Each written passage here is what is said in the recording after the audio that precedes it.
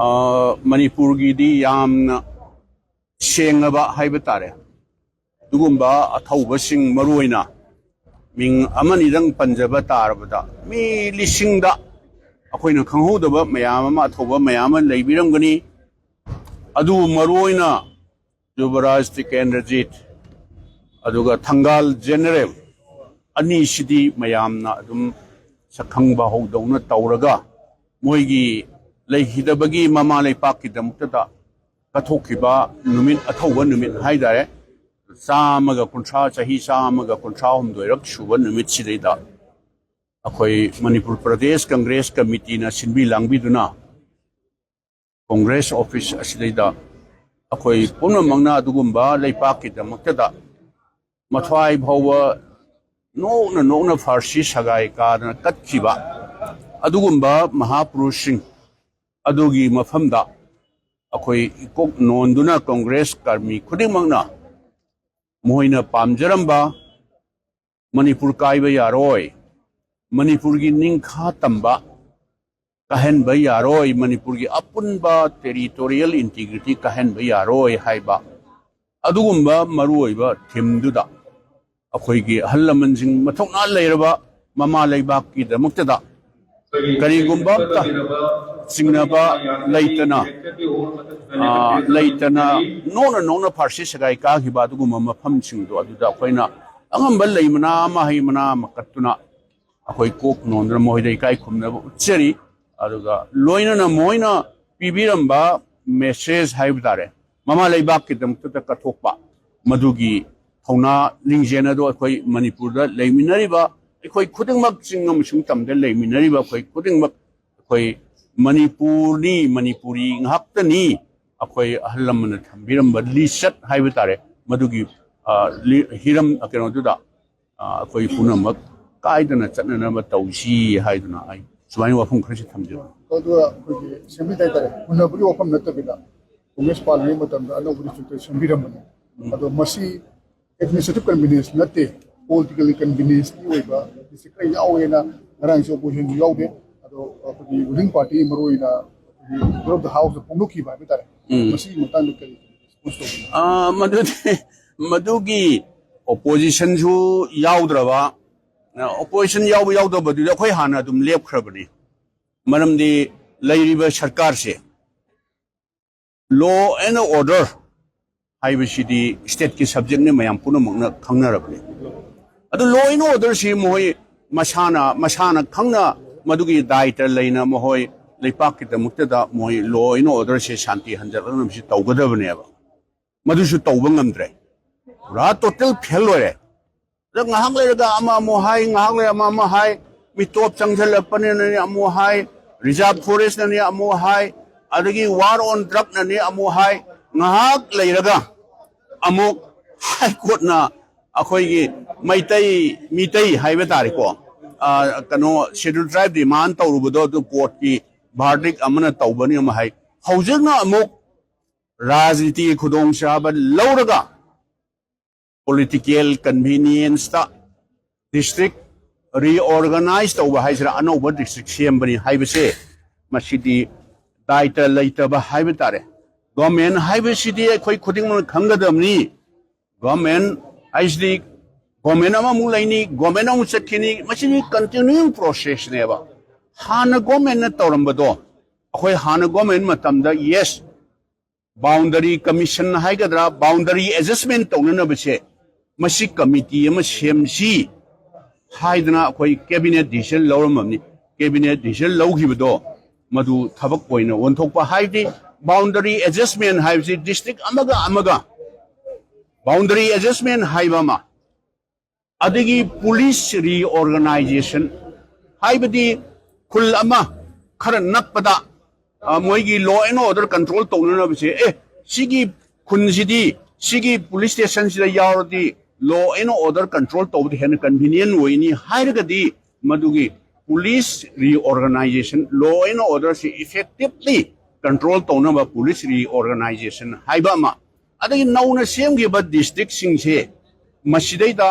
convenient inconvenient haijarisini district amaga sigi district sidi somda चटपगी महूत थंगना डिस्ट्रिक्ट से सोमदा सिदैदा हापन हेना कन्वीनियंट ओइनी हाइबदुदी मदुगुंबा माइनर एडजस्टमेंट दो प्रजा सिंसु कनासु पुलो वारो तहंदना मदुगी कन्वीनियंट तो मदु येंगा अखोई तौननबना कैबिनेट डिसीजन लौरंबनी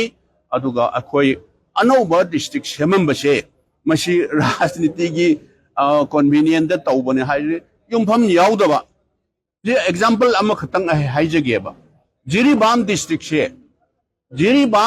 से इम्फाल ईस्ट याव जिरी की प्रजा इम्फाल ईस्ट ताना हेक लापताब एनी प्रोजेक्ट एनी कनोमगी लापताब सिबु राजनीति की खुदोंग चाबराबा फॉर एग्जांपल अतई अतई सेमीबा डिस्ट्रिक्ट सिंह प्योरली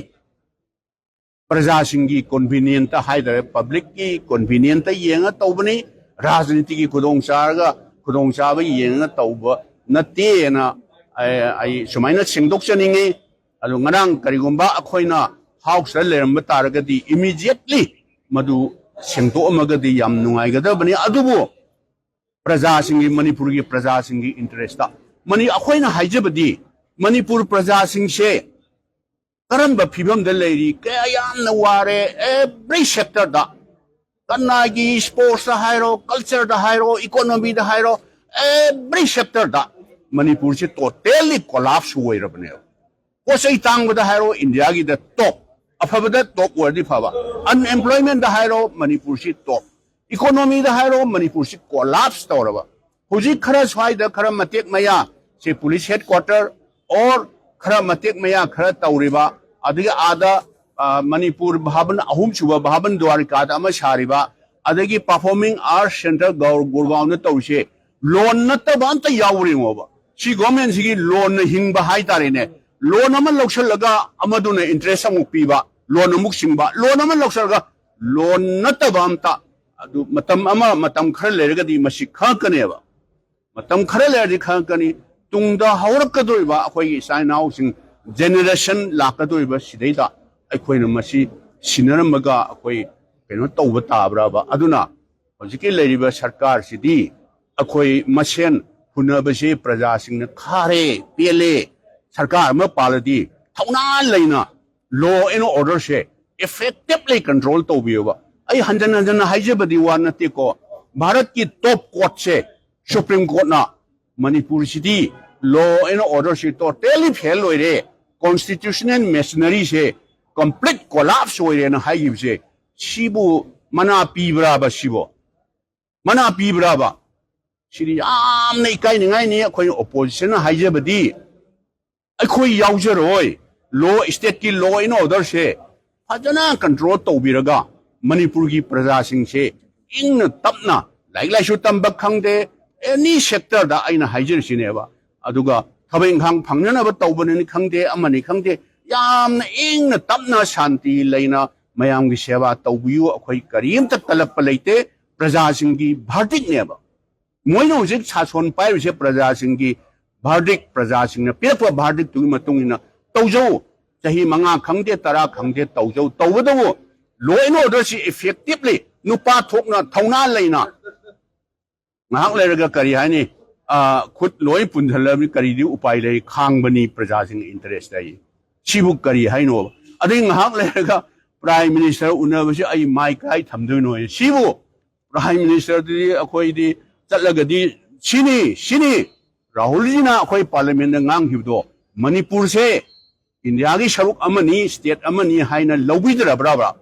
करिगिनो असुक सांगबा लिंगरिंग तौद्रा मसी अखोई प्राइम मिनिस्टर यामना उननिंगु बगी वान नचदेको प्राइम मिनिस्टर से खात्रा वा फुर अबसे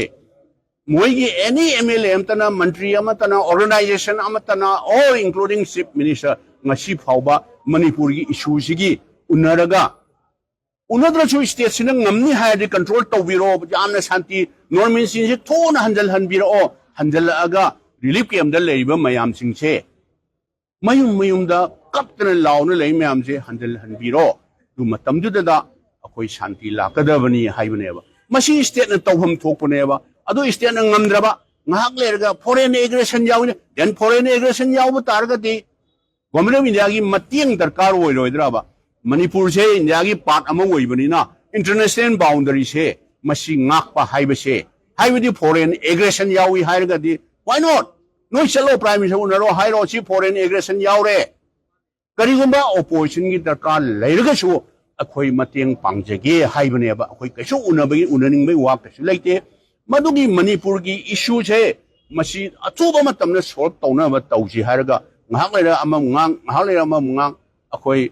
akhoi di land manipur gi praja sing ji tabada idi waram dau malaba fed up toram dau male praja sing ji aduna simaina ngahak leira ma assembly ni khangde ngahak leira ma ngang tawdau sarukudi isagi duty tawbiro manipur se thuna shanti hanjal hanbiro o haiba adu khaptagi wani akhoi opposition gi handaki